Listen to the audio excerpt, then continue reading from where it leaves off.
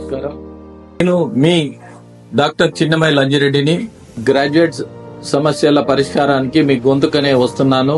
మీ మద్దతు నాకు అందించి నా అభ్యర్థిత్వాన్ని బలపరిచి మొదటి ప్రాధాన్యత ఓటు వేసి గెలిపించాలని ప్రార్థిస్తున్నాను. భారత్ మాతాకి జై. Hi, welcome to YoYo TV. అధికార పార్టీ కాంగ్రెస్లో మరోసారి ఎమ్మెల్సీ తీన్మార్ మల్లన్న వ్యవహారం తెరపైకి వచ్చింది. తాను కూర్చున్న కొమ్మను తానే నరుక్కుంటున్నట్లుగా మల్లన్న వ్యవహారం ఉంది. ఏ పార్టీ నుంచి అయితే ఎమ్మెల్సీగా గెలిచారో ఆ పార్టీని ఇరకాటంలోకి నెడుతున్నారు. తరచూ పార్టీకి ప్రభుత్వ నిర్ణయాలకు వ్యతిరేకంగా ఎమ్మెల్సీ మాట్లాడుతుండడంతో నేతలతో పాటు క్యాడర్ ఆయనపై గుర్రుగానే ఉంది. తెలంగాణ ప్రభుత్వం అత్యంత ప్రతిష్టాత్మకంగా చేపట్టిన కులగణన సర్వేను ఆయన తగలబెట్టడమే కాకుండా అనుచితంగా మాట్లాడడంపై కాంగ్రెస్ అధిష్టానం సీరియస్గా పరిగణించింది. దీంతోనే మల్లన్నపై చర్యలకు సిద్ధమై షోకాజ్ నోటీసు జారీ చేసింది. క్రమశిక్షణ కమిటీ వివరణ ఇచ్చేందుకు ఆయనకు ఇచ్చిన వారం రోజులు గడువు కూడా ముగిసింది. ఒక దశలో ఎమ్మెల్సీ మల్లన్న తాను వివరణ ఎవరికి ఇవ్వాలో వారికే ఇచ్చారని వ్యాఖ్యానించినట్లుగా సమాచారం.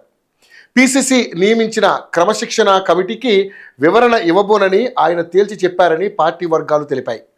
తాజాగా రెడ్డి సామాజిక వర్గంపై ఎమ్మెల్సీ చింతపండు నవీన్ అనుచిత వ్యాఖ్యలు చేశారు. ఆయన వ్యాఖ్యలను నిరసిస్తూ మంగళవారం రెడ్డి జాగృతి ఆధ్వర్యంలో గాంధీ భవన్లో ఆందోళనకు దిగారు. ఈ సందర్భంగా రెడ్డి జాగృతి నేతలు మాట్లాడుతూ నీ ఒక్కడి ఎదుగుదల కోసం కులాల కుంపటి రాజేసి చలి కాచుకోవద్దు చింతపండు నవీన్ అంటూ తీవ్ర స్థాయిలో మండిపడ్డారు. రెడ్లపై అనుచిత వ్యాఖ్యలు చేసిన చింతపండు నవీన్ ఎమ్మెల్సీని వెంటనే కాంగ్రెస్ పార్టీ నుండి బహిష్కరించాలని డిమాండ్ చేశారు. కాంగ్రెస్ అధిష్టానం ఆలోచించి ఎమ్మెల్సీపై సీరియస్ యాక్షన్ తీసుకోవాలన్నారు. ఆయనపై చర్యలు తీసుకునే వరకు ఇక్కడే బైఠాయిస్తామని పేర్కొన్నారు. ఈలోగా విషయం కాస్త పార్టీ పెద్దలకు వెళ్ళింది. దీంతో నవీన్ విషయంలో పార్టీ నిర్ణయం తీసుకునే దిశగా ఆలోచన చేస్తుంది. ఓపిక పట్టాలని పెద్దల నుంచి రెడ్డి జాగృతి హామీకి ఇచ్చినట్లుగా తెలుస్తోంది.